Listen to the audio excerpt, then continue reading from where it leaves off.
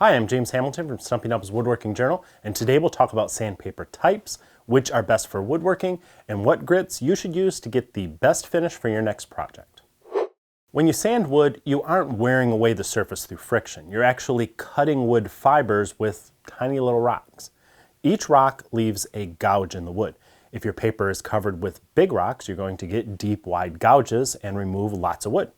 If you're working with really tiny rocks, then you're going to get fine, shallow scratches that remove only a teeny bit of wood. Now, if those rocks become dull, they're going to stop working effectively, just as any cutting tool would. So don't try to use your paper until it disintegrates. You're wasting your time. The mesh sandpaper that I use costs about 50 cents a disc.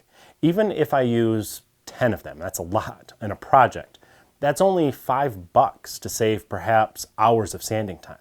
So, come on, what's your time worth? Look at it another way. You probably spent at least a couple $100s on your wood for that project. Are you really going to sweat a couple extra 50-cent sanding discs? If it feels like it isn't cutting as quickly as it used to, change it.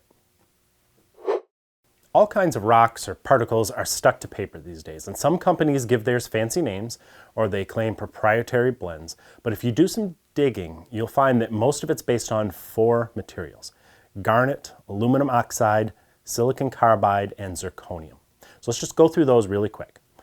Garnet sandpaper is the least expensive. It's effective for hand sanding, but it wears quickly, so I wouldn't recommend it for power sanding. And pay attention to the quality of the paper itself. A lot of inexpensive garnet sheets are so thin they tear easily. Aluminum oxide is more durable. So durable, in fact, that it's commonly used to sharpen tool steel as well. Most premium sandpaper made for woodworking is aluminum oxide, and it's worth the extra price. Silicon carbide is durable like aluminum oxide, but more brittle, so the particles will fracture, which exposes new sharp edges. It's common in metalworking, but for woodworking, it's more commonly used in cloth-backed belts and discs for stationary machines.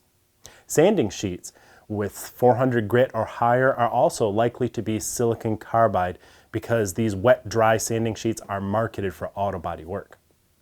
Occasionally, you may find zirconium or zirconia sandpaper sold for woodworking.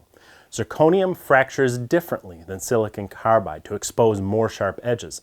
It's sometimes called self-sharpening, but it requires a lot of pressure for that to happen effectively. So it's primarily used for metal, but I do sometimes see it blended with aluminum oxide for woodworking sandpapers. As important as what's on your sandpaper is how it's made. There are 2 classifications that you're likely to encounter: open coat and closed coat papers. Closed coat sandpaper has grit that fully covers the entire surface. This makes it more aggressive because there's more particles doing the cutting, and it produces a finer finish because the scratches left by the particles will be closer together. Open coat sandpaper contains 30 to 50% fewer abrasive particles. That's not to save money. This lower density leaves more room for the dust, so it will fall away instead of getting stuck between densely packed abrasive particles. That's important when you're working with wood, especially softwood that may gum up or clog closed coat paper quickly. Mesh papers are by definition open coat, making them a little bit less aggressive, but also far less likely to clog, which is why I prefer them. There are a couple of premium brands making mesh paper.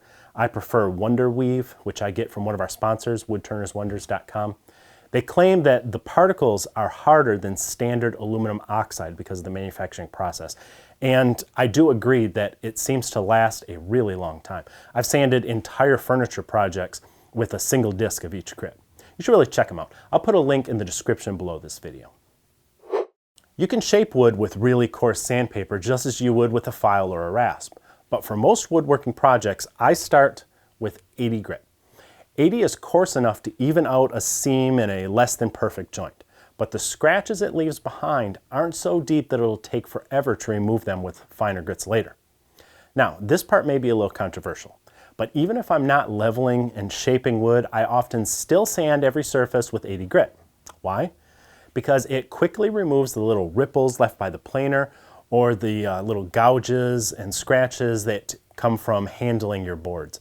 The things you may not see until after the finish is applied and it's too late. I say that's controversial because many woodworkers will start with 120 grit. And it's true that 120 will remove all those flaws, but not as quickly and not as thoroughly unless you identify the flaws as you work so you can give those areas more attention. With 80 grit, I just set an even pace and I cover the whole surface, and then I know nothing's going to escape me. Then I follow that up with the 120 to remove the scratches left by the 80. Why 120? Because it's the perfect bridge between the leveling power of the 180 grit and the finish ready surface you'll get from your next grit. What that next grit is depends on the finish you'll be using. If I'm going to apply a dye or a stain, I have to remember that the deeper the scratches in the wood, the darker the color will be, because it's within those scratches that most of the stain will live. If I want a lot of color, I'll sand with 150 grit. If I want less color, I'll use 180 grit. 150 or 180 is also fine enough for many film finishes, especially anything with polyurethane in it. The poly will fill in the scratches on the first coat, and after that, you're no longer concerned with how smooth the wood is, you're concerned with how smooth the finish is. We'll get to sanding between coats in a minute. If I'm putting on an oil finish, like a tung oil or a boiled linseed oil, I'll follow up my 150 or 180 with a final sanding of 240, because those finishes soak into the wood rather than sitting on top and filling the scratches. So I start with 80, then 120, then either 150 or 180 for film finishes, and 240 for penetrating oil finishes. That's 3 or 4 grits. Can you skip a grit or two? Say jump from 120 to 240? I don't recommend a jump greater than 50% in the grit number, because it'll take longer to remove the scratches from the previous grit, and you're bound to miss something that will come back to haunt you once your finish is applied and it's too late. Be patient. A beautiful project can be ruined by a crappy finish, and the finish starts with the sanding. Once you apply the first coat of a film finish, the surface resets. You're no longer dealing with the scratches left in the wood by the sandpaper. Now you're dealing with the surface left by the finish itself and any dust that fell on it while it dried. You want to smooth things out between coats without removing half the finish you just applied. I usually sand with 400 after the first coat and 600 between coats after that. After the final coat, I buff with 1500 or even a brown paper bag, which is roughly the same grit. Now that was a lot of information, so let's review the key points. I recommend aluminum oxide sandpaper for sanding wood by hand, on a lathe, or with handheld electric sanders. It's inexpensive and it's effective. Make sure the paper it's attached to is durable enough to last as long as the grit. I like mesh sandpaper because it resists clogging and it maximizes dust collection. Whatever you use, open coat is essential for soft woods. I like to start with 80 grit, but some folks like to start with 120. As you rise through the grits, avoid a jump greater than 50%.